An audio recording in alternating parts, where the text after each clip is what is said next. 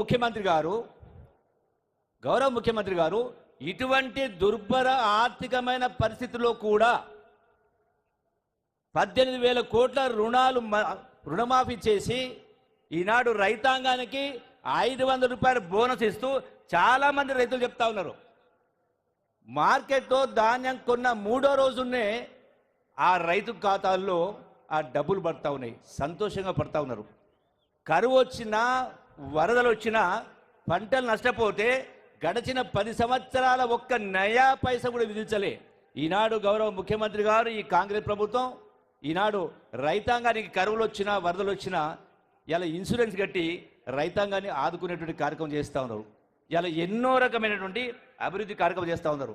అందుకనే ఈ రోజున సోనియమ్మ తెలంగాణ రాష్ట్రం ఇచ్చిన కారణంగా అమరవీరుల త్యాగాలను చూసి, ఆ కన్నతల్లుల కడుపు కోతను చూసి సోనియా గాంధీ గారు తెలంగాణ రాష్ట్రం ఇచ్చింది కాబట్టి ఇవాళ మనకు రాష్ట్రానికి ప్రభుత్వం ఏర్పడ్డది, ఈరోజు రాష్ట్ర ప్రభుత్వం ఏర్పడ్డది.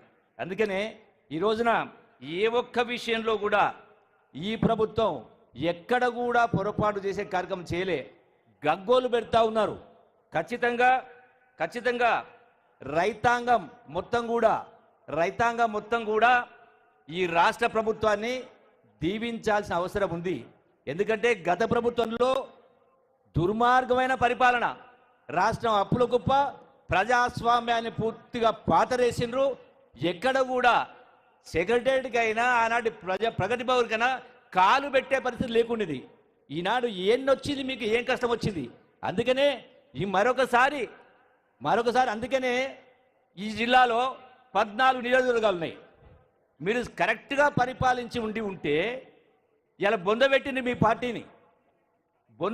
పార్టీని అంటే దుర్మార్గమైన పరిపాలన, రాక్షస పరిపాలన. మరి ఇటువంటి పరిపాలన ఉన్నది కాబట్టి ప్రజలు తీర్పిచ్చింది కాబట్టి ఈనాడు నేను ఒకటే విజ్ఞప్తి చేస్తా ఉన్నా. నేను ఇప్పుడు చెప్పినటువంటి వాస్తవాలు ఇలా హరీష్ రావు అయినా కేటీఆర్ అయినా ఇంకోరైనా పొద్దున్నేస్తే వస్తావా, రాజీనామా ఇస్తావా, ఛాలెంజ్ చేస్తూ ఉంటారు. నేను అడుగుతా ఉన్నా, ఇప్పుడు చెప్పినటువంటి లెక్కలు రింగ్ రోడ్ అమ్మి మీరు రైతు భరోసా ఇచ్చిండ్రు, ఇవన్నీ లెక్కలు కాదనగలుగుతారా? మేము సిద్ధంగా ఉన్న రాజీనామా చేయడానికి. మాటలు మాట్లాడడం కాదు, కేవలం మాటలతో మభ్యపెట్టి కలబొల్లి మాటలు చెప్పి ఈనాడు ఈ రాష్ట్ర ప్రభుత్వాన్ని అధోగతి పాలు చేసింది. కాబట్టి దయచేసి మీరందరూ కూడా ఈ ప్రభుత్వాన్ని దీవించాల్సిన అవసరం ఉంది. కాబట్టి ఎప్పుడు ఎన్నికలు వచ్చినా కూడా కాంగ్రెస్ పార్టీ కలకాలం మనగాలని అవసరం ఉంది. ఈ దేశానికైనా ఈ రాష్ట్రానికైనా కాంగ్రెస్ పార్టీ శ్రీరామ రక్ష.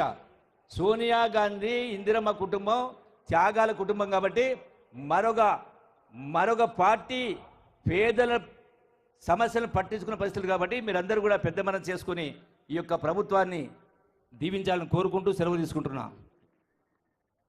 Thank you sir. Damodar Rajanarasimha గారు, జిల్లా ఇన్ఛార్జ్ మంత్రివర్యులు.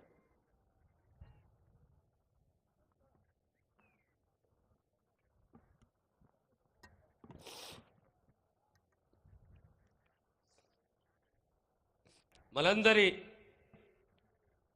ప్రియతమ నాయకుడు, మహబూబ్నగర్ జిల్లా ముద్దుబిడ్డ, ఓ దార్శనికత్వము, ముందు చూపు,